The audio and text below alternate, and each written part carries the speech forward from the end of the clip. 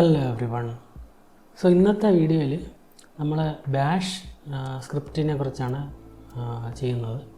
So ഇനി വരുന്ന വീഡിയോയിൽ നമ്മൾ ബേസിക്കലി കവർ ചെയ്യുന്നത് ഷെഡ്യൂളിംഗ് എന്ന് പറഞ്ഞ സെക്ഷനെയാണ്.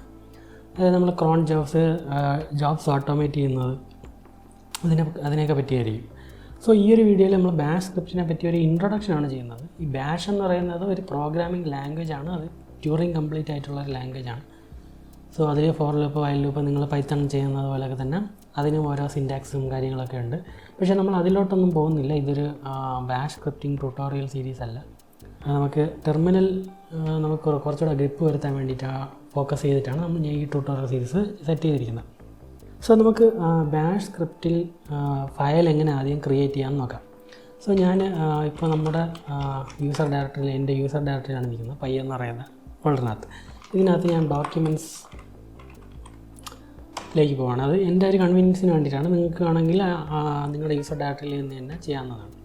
ഓക്കെ, അപ്പോൾ ഫയൽ ക്രിയേറ്റ് ചെയ്യാൻ വേണ്ടി നമുക്ക് കുറേ മെത്തേഡ്സ് ഉണ്ട്. അതായത് ക്യാറ്റ് എന്ന് പറയുന്ന മെത്തേഡ് നമ്മൾ കണ്ടതാണ്. ക്യാറ്റ് എന്ന് പറയുന്ന കമാൻഡിനെ റീഡയറക്റ്റ് ചെയ്ത് നമ്മൾ ഫയൽ ക്രിയേറ്റ് ചെയ്യാം. പിന്നെ ടച്ച് എന്ന് പറയുന്ന കമാൻഡ്, അതാണ് സ്റ്റാൻഡേർഡ് വേ. ടച്ച് എന്ന് പറയുന്ന കമാൻഡ് ഉപയോഗിച്ച് നമുക്ക് ക്രിയേറ്റ് ചെയ്യാം. പിന്നെ നമുക്ക് എഡിറ്റേഴ്സ്, അതായത് നാനോ അല്ലെങ്കിൽ വിം ഉപയോഗിച്ച് നമുക്ക് ഫയൽ ക്രിയേറ്റ് ചെയ്യാം. ജസ്റ്റ് നിങ്ങൾക്ക് ഇഷ്ടമുള്ള ഒരു പേരിൽ നിങ്ങൾ ഒരു വിം അല്ലെങ്കിൽ നാനോ ഉപയോഗിച്ച് ഫയൽ ഓപ്പൺ ചെയ്യുക. എന്നിട്ട് ആ ഫയലിനെ സേവ് ചെയ്താൽ മതി. അപ്പോൾ ഫയൽ OMT ആയിട്ട് ക്രിയേറ്റ് ആവും. ഓക്കെ, അപ്പോൾ ഞാനിവിടെ ടച്ച് കമാൻഡാണ് യൂസ് ചെയ്യുന്നത്. ടച്ച് കമാൻഡ് ഉപയോഗിച്ചിട്ട് ഞാൻ ന്യൂ അല്ലെങ്കിൽ മൈ ബാഷ് സ്ക്രിപ്റ്റ് എന്ന് പറയുന്നത് .sh ഈ എക്സ്റ്റൻഷൻ നിങ്ങൾ കൊടുത്തില്ലെങ്കിൽ കുഴപ്പമില്ല, നിങ്ങൾക്ക് ആൾറെഡി അറിയായിരിക്കും. നമ്മൾ പല വീഡിയോയിലും ഡിസ്കസ് ചെയ്തതാണ്. പക്ഷേ ഇത് ഒരു ഡെവലപ്പറിൻ്റെ ഒരു യൂസറിൻ്റെ കൺവീനിയൻസിന് വേണ്ടിയിട്ടാണ് നമ്മൾ .sh എന്ന് പറയുന്നത്. .sh ആണ് നമ്മൾ ഷെൽ സ്ക്രിപ്റ്റുകൾക്ക് വേണ്ടി കൊടുക്കുന്ന എക്സ്റ്റൻഷൻ. ഓക്കെ, ഞാൻ നമ്മളിവിടെ LS കൊടുത്തു കഴിഞ്ഞാൽ മൈ ബാഷ് സ്ക്രിപ്റ്റ് .sh എന്ന് പറയുന്ന ഫയൽ ക്രിയേറ്റ് ചെയ്തതായിട്ട് കാണാം. ഈ ഫയലിൻ്റെ ഡീറ്റെയിൽസ് നമ്മൾ തിരകി കഴിഞ്ഞാൽ ഫയൽ എന്ന് പറഞ്ഞ കമാൻഡ് കൊടുത്തിട്ട് മൈ ബാഷ് സ്ക്രിപ്റ്റ് കൊടുത്തു കഴിഞ്ഞാൽ നിങ്ങൾക്ക് ഈ ഫയൽ എം ടി ആയിട്ടാണ് സിസ്റ്റം ഇത് റീഡ് ചെയ്യുന്നത്. ഓക്കെ, ഞാൻ എന്നിട്ട് ഈ ഫയലിനെ എഡിറ്റ് ചെയ്യണം. ഓക്കെ, ഞാൻ വിം ഉപയോഗിച്ചാണ് എഡിറ്റ് ചെയ്യുന്നത് ഈ ബാഷ് സ്ക്രിപ്റ്റ്. ഓക്കെ, എന്നിട്ട് ഞാൻ ഇതിനകത്തൊരു എക്കോ കമാൻഡ് കൊടുക്കുകയാണ്. Echo hello learners.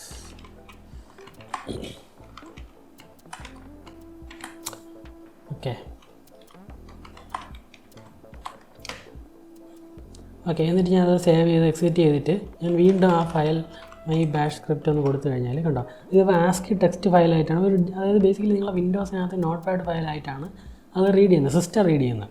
ഓക്കെ, അപ്പോൾ നമ്മൾ ഇതിനെ ഒരു ഷെൽ സ്ക്രിപ്റ്റ് ഫയലായിട്ടാണ് അല്ലെങ്കിൽ ഒരു ബാഷ് സ്ക്രിപ്റ്റിംഗ് ഫയലായിട്ട് സിസ്റ്റം ഇതിനെ റീഡ് ചെയ്യണമെങ്കിൽ നമ്മൾ മുമ്പ് വീഡിയോസിൽ ഡിസ്കസ് ചെയ്തതാണ്. അതായത് ലിനക്സ് ഒരു ഫയലിൻ്റെ ഹെഡർ നോക്കിയിട്ടാണ് അത് എന്ത് ടൈപ്പ് ഫയൽ ആണെന്ന് തീരുമാനിക്കുന്നത്, സിസ്റ്റം തീരുമാനിക്കുന്നത്. അപ്പോൾ അത് നമ്മൾ ഹെഡർ സെറ്റ് ചെയ്യുന്നതിന് മുന്നേ ആയിട്ട് നമ്മൾ ഈ ബാഷ് ഇൻ്റർപ്രറ്ററിൻ്റെ കൺസെപ്റ്റ് ഒന്ന് മനസ്സിലാക്കണം. വിൻഡോ അതായത് ഈ കമാൻഡ് വിൻഡോ ഒരു ബാഷ് ഇൻ്റർപ്രറ്റർ ആണെന്ന് പറഞ്ഞു. അതായത് നിങ്ങളിവിടെ ഓരോ കമാൻഡായിട്ട് എൻ്റർ ചെയ്യുമ്പോൾ 1 by 1, അതായത് ഒരു കമാൻഡ് എൻ്റർ അടിക്കുമ്പോഴത്തേക്കും ആ ഒരു കമാൻഡാണ് എക്സിക്യൂട്ട് ചെയ്യുന്നത്. ഒരുമിച്ച് എല്ലാ കമാൻഡും കൂടെ അല്ല എക്സിക്യൂട്ട്, നിങ്ങൾ കൊടുക്കുന്ന എല്ലാ കമാൻഡും കൂടെ അല്ല എക്സിക്യൂട്ട് ചെയ്യുന്നത്. ഓക്കെ, ഈവൻ പൈപ്പ് ലൈനിങ് ആയിട്ട് നിങ്ങൾ പൈപ്പ് കമാൻഡ് പൈപ്പ് ഓപ്പറേറ്റർ വെച്ച് നിങ്ങൾ കൊടുക്കുന്നതാണെങ്കിൽ ഒരൊറ്റ ലൈനാണ് അത് ഒരു തവണ എക്സിക്യൂട്ട് ചെയ്യുന്നത്. ഓക്കെ, അപ്പോൾ അതിനുള്ള വേറൊരു എക്സാമ്പിളാണ് പൈത്തൺ എന്ന് പറയുന്നത്. പൈത്തണും ഇതേപോലെ ഒരു ഇൻ്റർപ്രറ്റർ ലാംഗ്വേജാണ്. ലൈൻ ബൈ ലൈനാണ് അത് എക്സിക്യൂട്ട് ചെയ്യുന്നത്. ഓക്കെ, ഇൻ്റർപ്രറ്ററിൻ്റെ ലൊക്കേഷൻ അറിയാനും നമുക്ക് എന്ത് ചെയ്യണം, വിച്ച് എന്ന് പറയുന്ന കമാൻഡ് ഉപയോഗിച്ചാൽ. ഇപ്പോൾ വിച്ച് ബാഷ് എന്ന് അടിച്ചു കഴിഞ്ഞാൽ നിങ്ങൾ ഈ ബാഷിൻ്റെ ഇൻ്റർപ്രറ്ററിൻ്റെ ലൊക്കേഷനാണ് ഇപ്പോൾ നിങ്ങൾക്ക് ഡിസ്പ്ലേ ചെയ്ത് കാണിക്കുന്നത്. അതേപോലെ നിങ്ങൾ വിച്ച് പൈത്തൺ എന്ന് എടുത്തു കഴിഞ്ഞാൽ നിങ്ങളുടെ പൈത്തണിൻ്റെ ഇൻ്റർപ്രറ്ററിൻ്റെ ലൊക്കേഷൻ ഡിസ്പ്ലേ ചെയ്ത് കാണിക്കും. ഓക്കെ, അപ്പോൾ ഈ വിച്ച് എന്ന് പറയുന്ന കമാൻഡിൻ്റെ ഔട്ട്പുട്ട് ഉണ്ടല്ലോ, ഈ വിച്ച് എന്ന് പറയുന്ന കമാൻഡിൻ്റെ ഔട്ട്പുട്ട്, അതായത് നമ്മൾ വിച്ച് ബാഷ് കൊടുത്തപ്പോൾ ഉള്ള ഔട്ട്പുട്ട്, ഈ ഔട്ട്പുട്ടാണ് നമ്മൾ ഹെഡറായിട്ട് യൂസ് ചെയ്യേണ്ടത്. ഓക്കെ, അതിന് വേണ്ടി ഞാൻ ന്യൂ മൈ ബാഷ് സ്ക്രിപ്റ്റിൽ കൊടുത്തിട്ട് ഇതിൻ്റെ ഹെഡറിലേക്ക് വരിക. എന്നിട്ട് ഷിബാങ് എന്ന് പറയുന്ന സിമ്പൽ കൊടുക്കുക. ഷിബാങ് എന്ന് പറയുന്നത് ഹാഷും നിങ്ങളുടെ എക്സ്ക്ലമേഷൻ സിമ്പൽ, അതായത് എക്സ്ക്ലമേഷൻ സിമ്പലിനെയാണ് ഈ ബാങ് എന്ന് പറയുന്നത്. ഓക്കെ, കൊടുത്തിട്ട് നിങ്ങൾ USR/bin/bash കൊടുക്കുക. ഇപ്പോൾ നിങ്ങൾ പൈത്തൺ ഫയലാണെങ്കിൽ പൈത്തണിൻ്റെ ഇൻ്റർപ്രറ്ററിൻ്റെ ലൊക്കേഷൻ കൊടുക്കുക. ഓക്കെ, ഇനി നമ്മൾ ഇതൊന്ന് സേവ് ചെയ്യും.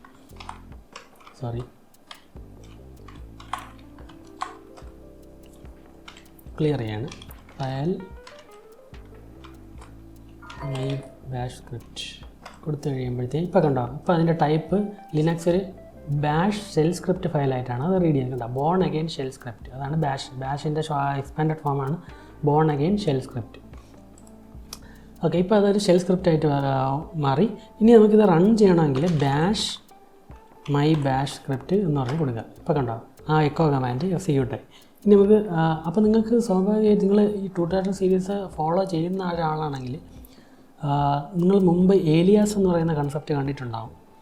ഏലിയാസും ഇതും തമ്മിലുള്ള വ്യത്യാസം എന്താണെന്ന് സ്വാഭാവികമായിട്ട് നിങ്ങൾക്ക് ഡൗട്ട് വരും.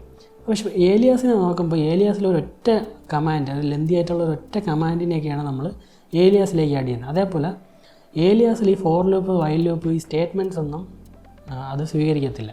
ഓക്കെ, ബാഷ് സ്ക്രിപ്റ്റ് എന്ന് പറയുന്നത് മൾട്ടിപ്പിൾ ലൈൻസ് ഓഫ് കമാൻഡ്സ് അത് സ്വീകരിക്കും. അതേപോലെ തന്നെ ബാഷ് ഒരു ട്യൂറിങ് കംപ്ലീറ്റ് ലാംഗ്വേജ് ആയതുകൊണ്ട് തന്നെ അത് ഫോർ ലൂപ്പ്, വൈൽ ലൂപ്പ് ഇതേപോലെ നിങ്ങളുടെ ലോജിക്ക് കംപ്ലീറ്റ് ആയിട്ട് ഇംപ്ലിമെൻറ്റ് ചെയ്യാൻ ബാഷ് സ്ക്രിപ്റ്റുകൾക്ക് പറ്റും. ഓക്കെ, അപ്പോൾ അതാണ് മെയിനായിട്ടുള്ള ഡിഫറൻസ്. നമുക്ക് അതിൽ കുറച്ചുകൂടെ കമാൻഡ്സ് നമുക്ക് ആഡ് ചെയ്യാം. നമ്മൾ ലാസ്റ്റ് വീഡിയോയിൽ കംപ്രഷൻസ് ഉണ്ടല്ലോ, കംപ്രഷൻസ് ഇത് തന്നെ നമുക്ക് ആഡ് ചെയ്യാം. tar-c ക്രിയേറ്റ് വെർബോസ് നമ്മൾ GCP ഉപയോഗിക്കാം. ഫയൽ ക്രിയേറ്റ് ചെയ്യാം. compressed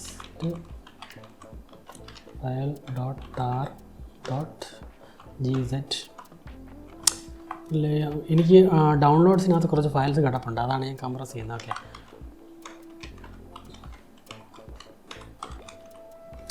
ഓക്കെ, ഞാനിത് സേവ് ചെയ്യാം.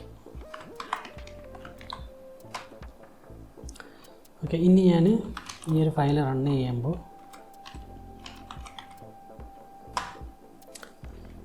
ഓക്കെ കണ്ടോ, ഇപ്പോൾ ഇനി ഈ ഒരു ഫയലുകളൊക്കെയാണ് ഞാൻ കംപ്രസ് ചെയ്തിട്ടിരിക്കുന്നത്. ഇതിൽ ഈ ഒരു ഫോൾഡറിൻ്റെ കംപ്രഷൻ ഇവിടെ ഈ ഫോൾഡർ ഉണ്ടല്ലോ, ഡൗൺലോഡ്സ് കഴിഞ്ഞിട്ട് ഈ ഒരു സ്ലാഷ് ഉണ്ടല്ലോ, ഈ സ്ലാഷ് ഒരു കംപ്രഷൻ ഐറ്റം ആയിട്ടാണ് അത് എടുത്തിരിക്കുന്നത്. അതുകൊണ്ടാണ് ഈ ഒരു എറർ കാണിക്കുന്നത്. അത് റിമൂവ് ചെയ്തിട്ടുണ്ട്, അത് ഓട്ടോമാറ്റിക്കലി ഡീൽ ചെയ്തിട്ടുണ്ട് അത്. സോ നമുക്കത് മാറ്റണമെങ്കിൽ, നമുക്ക് ഈ എററൊക്കെ മാറ്റണമെങ്കിൽ ഞാനത് ഒരു ബോണസ് ടിപ്പായിട്ട് പറഞ്ഞുതരാം. vi bash script insert. നമുക്ക് ഇതൊരു എറർ ആയിട്ടില്ല എന്നാൽ, അപ്പോൾ എററിനെ എല്ലാം നമുക്കെടുത്ത് കളയാം. 2 കൊടുത്തിട്ട്, അത് എറർ സ്ട്രീം എന്ന് പറയുന്നത് 2 ആണല്ലോ. നിങ്ങൾ ലാസ്റ്റ് വീഡിയോസൊക്കെ കണ്ടിട്ടുണ്ടെങ്കിൽ നിങ്ങൾക്ക് അറിയായിരിക്കും, നിങ്ങൾ റീഡയറക്ഷൻ്റെ വീഡിയോ കണ്ടിട്ടുണ്ടെങ്കിൽ നിങ്ങൾക്ക് അറിയായിരിക്കും.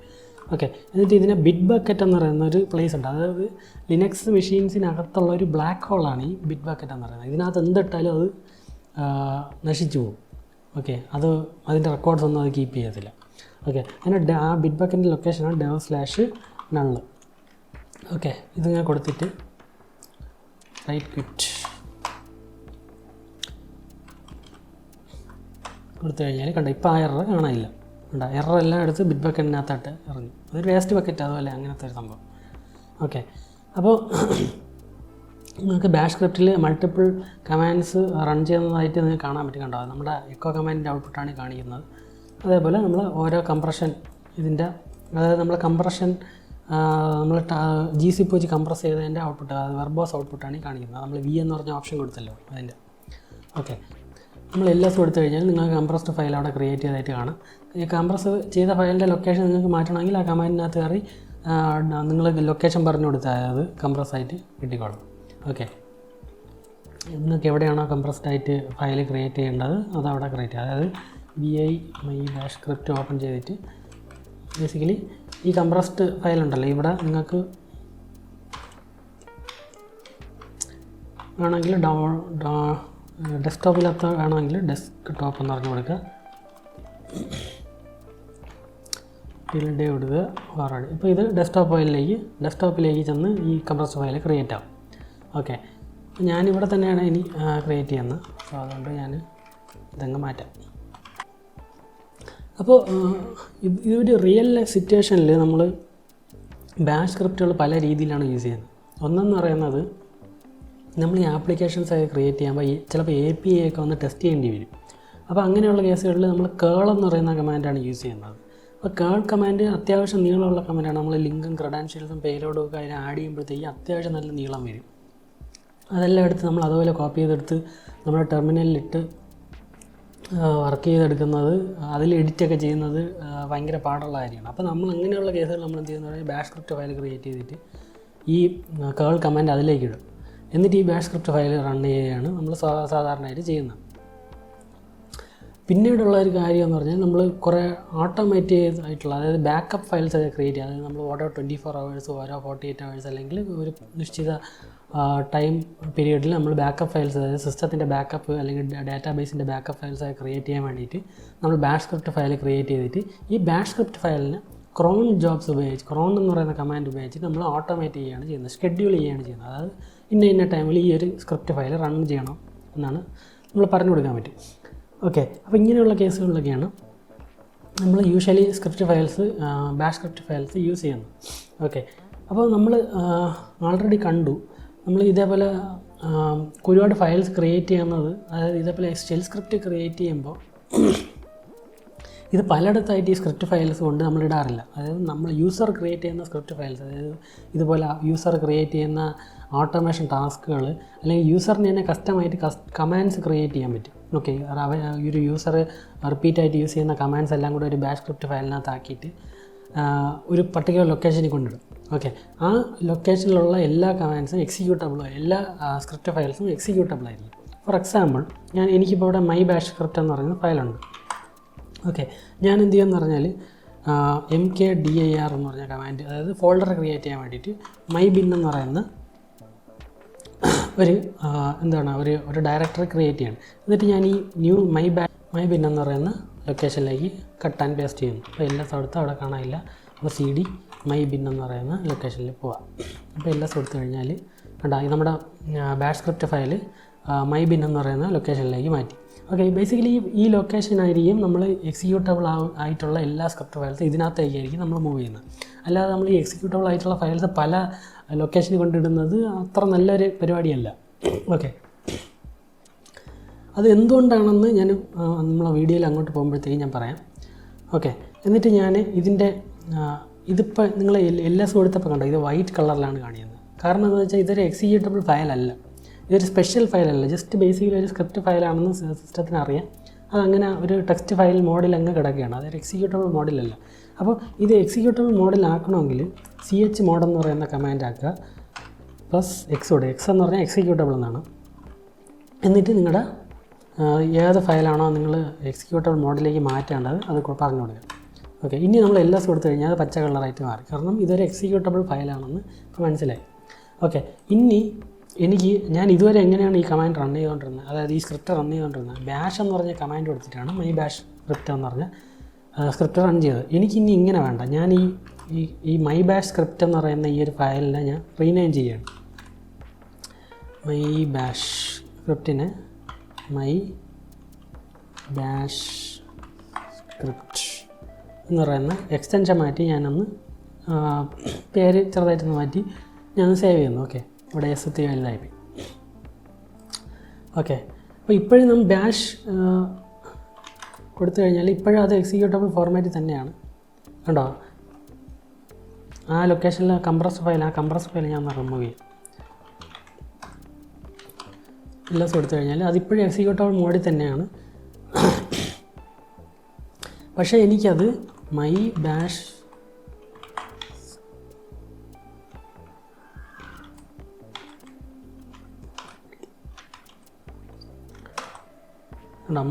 സ്ക്രിപ്റ്റ് എന്ന് പറയുന്ന കമാൻഡ്, അതായത് ഇങ്ങനെ മൈ ബാഷ് സ്ക്രിപ്റ്റ് എന്ന് പറഞ്ഞ് കൊടുക്കുമ്പോഴത്തേക്കും അത് റൺ ചെയ്യുന്നില്ല. അപ്പോൾ അങ്ങനെ ഞാൻ കൊടുത്തപ്പോൾ കഴിഞ്ഞ് കിട്ടിയ എറർ എന്താണ്, കമാൻഡ് നോട്ട് ഫൗണ്ട്. ഈ കമാൻഡ് നോട്ട് ഫൗണ്ട് എന്തുകൊണ്ട് വരുന്നു നമ്മൾ ഏർലി വീഡിയോസിൽ നമ്മൾ ആൾറെഡി എക്സ്പ്ലെയിൻ ചെയ്തതാണ്. അതായത് നിങ്ങൾ ഒരു കമാൻഡ് ടെർമിനലിൽ റൺ ചെയ്യാൻ ശ്രമിക്കുമ്പോഴത്തേക്കും ഈ ഇൻ്റർപ്രിറ്റർ എന്ത് ചെയ്യുന്നു പറഞ്ഞാൽ അതിനൊരു പാത്ത് വേരിയബിളുണ്ട്, ഒരു എൻവയറമെൻറ്റ് വേരിയബിളുണ്ട്, ഒരു പാത്ത്. ഓക്കെ, ഈ പാത്തുകളിലെല്ലാം ഈ ഇൻ്റർപ്രിറ്റർ ചെന്ന് നോക്കും, ഇങ്ങനെ ഒരു ബൈനറി ഈ ലൊക്കേഷനിലെല്ലാം ഉണ്ടാകുന്ന നോക്കും. ഫോർ എക്സാമ്പിൾ എക്കോ എന്ന് പറയുന്ന കമാൻഡ് നമ്മൾ റൺ ചെയ്യുമ്പോഴത്തേക്കും അത് ഈ ലൊക്കേഷനിലുള്ള എല്ലാം ചെന്ന് നോക്കി എക്കോയുടെ ബൈനറി ഇതിനകത്ത് എവിടെയെങ്കിലും ഉണ്ടാകുന്ന നോക്കും. ഓക്കെ, എവിടെയെങ്കിലും ഉണ്ടെങ്കിൽ അവിടെ വെച്ച് അത് എക്സിക്യൂട്ട് ചെയ്യും. അങ്ങനെയാണ് ഇൻ്റർപ്രറ്റർ നമ്മൾ ഈ കൊടുക്കുന്ന കമാൻഡ്സ് എല്ലാം എക്സിക്യൂട്ട് ചെയ്യുന്നത്. ഫോർ എക്സാമ്പിൾ വിച്ച് എക്കോ എന്ന് പറഞ്ഞ് കൊടുത്തപ്പോൾ അത് usr/bin/echoയ്ക്കകത്താണ് ഈ എക്കോയുടെ ബൈനറീസ് സ്റ്റോർ ചെയ്തിരിക്കുന്നത്. ഓക്കെ, ഇനി നമ്മൾ പാത്ത് വേരിയബിൾ കാണണമെങ്കിൽ $path എന്ന് പറഞ്ഞ് കൊടുക്കുക. ഓക്കെ, ഇപ്പോൾ അത് നമ്മൾ ഇൻ്റർപ്രറ്റർ ചെന്ന് ചെക്ക് ചെയ്യുന്നത് ആദ്യം ഈ ലൊക്കേഷനിൽ പോയി നോക്കും, പിന്നെ ഈ ലൊക്കേഷനിൽ പോയി നോക്കും, പിന്നെ ഈ ലൊക്കേഷനിൽ പോയി ഈ കോളൻ വെച്ചിട്ടാണ് അത് സെപ്പറേറ്റ് ചെയ്തിരിക്കുന്നത്. കണ്ടോ? അപ്പോൾ ആദ്യം ഇൻ്റർപ്രറ്റർ എന്ന് ആദ്യം ഇവിടെ ആകും, ഇവിടെ ഇല്ല. user/local ബിന്നിനകത്ത് പോകും, ഇവിടെ ഇല്ല. bin ഇവിടെ ആകും, അവിടെ ഇല്ല. usr/binനകത്ത് ആകും. ഓക്കെ, കണ്ടോ? അപ്പോൾ usr/binനകത്ത് നോക്കിയപ്പോൾ അവിടെ വെച്ച് ഹിറ്റായി, അവിടെ ഒരു ബൈനറി എക്കോ ഉണ്ട്. അപ്പോൾ അവിടെ വെച്ച് അതങ്ങ് എക്സിക്യൂട്ട് ചെയ്യും, പിന്നെ അവിടെ സെർച്ച് ചെയ്യത്തില്ല. എക്സിക്യൂട്ട് ചെയ്ത് കഴിഞ്ഞാൽ പിന്നെ അവിടെ അടുത്തും നോക്കത്തില്ല. ഓക്കെ, അപ്പോൾ നമുക്കും അതേപോലെ ഈ പാത്തിലേക്ക് നമ്മുടെ ഈ ഈ ബൈനറി ആഡ് ചെയ്താലേ നമുക്ക് ഇങ്ങനെ നമുക്ക് ഒരു സ്ക്രിപ്റ്റ് റൺ ചെയ്യാൻ പറ്റത്തുള്ളൂ. അല്ലെങ്കിൽ നമ്മൾ ഇൻ്റർപ്രറ്ററിൻ്റെ ലൊക്കേഷൻ വെച്ചിട്ട് നമുക്ക് എക്സിക്യൂട്ട് ചെയ്യാൻ പറ്റുള്ളൂ. അതായത് ഡാഷ് നിങ്ങളുടെ സ്ക്രിപ്റ്റിൻ്റെ പേര്. ഓക്കെ, അല്ലാതെ നിങ്ങൾ സ്ക്രിപ്റ്റിൻ്റെ പേര് മാത്രം പറഞ്ഞു കൊടുത്ത് എക്സിക്യൂട്ട് ആകത്തില്ല. ഓക്കെ, അങ്ങനെ ആവണമെങ്കിൽ നിങ്ങളുടെ സ്ക്രിപ്റ്റിൻ്റെ ലൊക്കേഷൻ എന്ത് ചെയ്യണം? നിങ്ങൾ പാത്ത് വേരിയബിളിൽ ആഡ് ചെയ്യണം. അപ്പോൾ പാത്ത് വേരിയബിളിൽ ആഡ് ചെയ്യാൻ വേണ്ടിയിട്ട് നമ്മൾ മുമ്പ് ഈ ഒരു ഫയലിനെ പറ്റി ഡിസ്കസ് ചെയ്തതാണ്. നമ്മൾ -rc എന്ന് പറയും. ഓക്കെ, -rc ഫയൽ എന്താണ്? ബേസിക്കലി നമ്മുടെ ടെർമിനലിൻ്റെ ഒരു എൻവയറമെൻറ്റ്, ഒരു കോൺഫിഗറേഷൻ ഫയലാണ്. ഓക്കെ, നമ്മുടെ ടെർമിനൽ ഈ പാത്തൊക്കെ അതിലേക്ക് ലോഡ് ചെയ്യുന്നത് ഈ -rc ഫയൽ വെച്ചിട്ടാണ്. ഈ -rc ഫയൽ നിങ്ങളുടെ യൂസർ ഡയറക്ടറിക്കകത്താണ് ഉള്ളത്. ഇതൊരു ഹിഡൻ ഫയലാണ്. ഓക്കെ, അപ്പോൾ ഞാൻ തിരിച്ച് നമ്മുടെ യൂസർ ഡയറക്ടറിയിലേക്ക് പോവുകയാണ്. അവിടെ ls-a ക്യാപിറ്റലിൽ കൊടുത്തു കഴിഞ്ഞാൽ നിങ്ങൾക്ക് -rc ഫയൽ കാണാൻ പറ്റും. ഇത് നമ്മൾ ഏലിയാസിൻ്റെ വീഡിയോസ് ചെയ്തപ്പോൾ ഞാൻ എക്സ്പ്ലെയിൻ ചെയ്തതാണ്. ഏലിയാസ് നമ്മൾ ആഡ് ചെയ്ത് കഴിഞ്ഞാൽ -rc ഫയലിൽ വീണ്ടും ലോഡ് ചെയ്യേണ്ട ആവശ്യം വരിക. നമ്മൾ സോഴ്സ് എന്ന് പറയുന്ന കമാൻഡ് ഉപയോഗിച്ച് -rc ഫയൽ വീണ്ടും ലോഡ് ചെയ്തതാണ്, നിങ്ങൾ കണ്ടതാണ്. ഓക്കെ, അപ്പോൾ ഞാൻ ഈ -rc ഫയൽ ഒന്ന് ഓപ്പൺ ചെയ്യണം. നിങ്ങൾക്ക് നാനോ ആണ് എളുപ്പമെങ്കിൽ നാനോ ഉപയോഗിക്കുക. എനിക്ക് വെമ്മാണ് കുറച്ചുകൂടെ ഇഷ്ടം, ആണ് ഞാൻ വെമ്മ ഉപയോഗിക്കും. ഓക്കെ, എന്നിട്ട് ഈ ഫയലിൻ്റെ ഏറ്റവും അവസാനം വരിക. അവസാനം വന്നിട്ട് നിങ്ങൾ പാത്ത് ആഡ് ചെയ്യുക. അപ്പം $path = ഡബിൾ കോട്ട്സ് കൊടുക്കുക, $path : കൊടുക്കുക. ഓക്കെ, കോളൻ വെച്ചിട്ടാണ് നിങ്ങൾ എന്ത് ചെയ്യണത്? പാത്തുകൾ സെപ്പറേറ്റ് ചെയ്യും. നിങ്ങൾ $path : കൊടുത്തില്ലെങ്കിൽ നിങ്ങൾ ഇതിനകത്ത് കൊടുക്കുന്ന എല്ലാം കൂടെ എടുത്ത് ഓവറായിട്ടാവും. അതായത് സിസ്റ്റത്തിൽ ആൾറെഡി കുറേ പാത്ത് സെറ്റ് ചെയ്ത് വെച്ചിട്ടുണ്ടല്ലോ, അതെല്ലാം കൂടെ മാറ്റിയിട്ട് നിങ്ങളിവിടെ കൊടുക്കുന്ന ഇതെല്ലാം കൂടെ എടുത്ത് അവിടെ വയ്ക്കും. അത് പിന്നെ ഭയങ്കര പ്രശ്നമാവും. അതുകൊണ്ട് നിങ്ങൾ ഇങ്ങനെ തന്നെ അപ്പൻഡ് ചെയ്യുക. അപ്പൻഡ് ചെയ്യാൻ വേണ്ടിയിട്ടാണ് $path : ഞാൻ കൊടുക്കുന്നത്. ഓക്കെ, എന്നിട്ട് നിങ്ങളുടെ ഹോം ഡയറക്ടറി കൊടുക്കുക. ഹോം ഡയറക്ടറി എന്ന് പറയുന്നത് എൻ്റെ കേസിൽ പൈയാണ്. ഞാൻ ഹോം എന്ന് പറഞ്ഞ വേരിയബിൾ കൊടുത്തു കഴിയുമ്പോഴത്തേക്കും പൈ വരെയുള്ള ലൊക്കേഷൻ ഓൾറെഡി അവൈലബിൾ ആണ്. അത് കഴിഞ്ഞിട്ട് എനിക്കിപ്പോൾ ഡോക്യുമെൻറ്റ്സിനകത്താണ് എൻ്റെ ഫോൾഡർ ഉള്ളത്. documents/mybin. ഓക്കെ, അപ്പോൾ mybin എന്ന് പറഞ്ഞ ഡയറക്ടറിക്കകത്താണ് എൻ്റെ ബൈനറീസ് എല്ലാം, എൻ്റെ കസ്റ്റമൈസ്ഡ് ബൈനറീസ് എല്ലാം ഞാൻ സ്റ്റോർ ചെയ്യാൻ ഉദ്ദേശിക്കുന്നത്. അതുകൊണ്ടാണ് ഞാൻ എല്ലാം കൂടെ ഒരു ഫോൾഡറിലാക്കണമെന്ന് ഞാൻ പറയുന്നത്. ഓക്കെ, നമുക്ക് ഈ ഇവിടെ ഒരു ആദ്യം ഒരു $, ഇട്ടിരുന്നു. അത് എൻ്റെ അടുത്ത് മാറ്റി. നമുക്ക് ഡോളറിൻ്റെ ആവശ്യമില്ല കേട്ടോ. നമ്മൾ path = $path home. ഞാനിവിടെ $path കൊടുത്തതുകൊണ്ട് ഇവിടെ അങ്ങ് കൊടുത്തുപോയി. ഓക്കെ, അപ്പോൾ നമ്മൾ പാത്ത് സെറ്റ് ചെയ്യുമ്പോൾ ഇവിടെ സ്റ്റാർട്ടിങ്ങിൽ നമുക്ക് $, വേണ്ട. ഓക്കെ, അത് ഓർത്തിരിക്കുക. അപ്പോൾ നിങ്ങൾക്ക് സേവ് ചെയ്യുക. എന്നിട്ട് ക്ലിയർ ചെയ്യുക. $path കൊടുത്താൽ വരത്തില്ല. സോഴ്സ്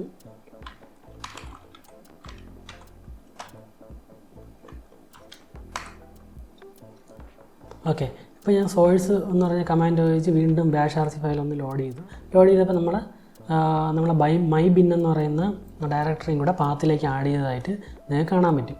ഓക്കെ, ഇനി നമുക്ക് my bash സ്ക്രിപ്റ്റ് കണ്ടോ? ടാബ് അടിച്ചപ്പോൾ തന്നെ അത് ഓട്ടോ കംപ്ലീറ്റ് ആയി. ഇനി ഇത് റൺ ചെയ്യുമ്പോൾ കണ്ടോ ഹലോ ലേണേഴ്സ്, നമ്മൾ ഫയൽ കംപ്രഷൻ. അതായത് ബേസിക്കലി നമ്മളൊരു കസ്റ്റമായിട്ടുള്ള നമ്മുടെ രീതിയിലായിട്ടുള്ള ഒരു കമാൻഡ് തന്നെ നമ്മൾ ക്രിയേറ്റ് ചെയ്തിരിക്കുകയാണ്. ഓക്കെ, ഇതാണ് നമ്മുടെ ബാഷ് സ്ക്രിപ്റ്റിൻ്റെ ഒരു പവർ.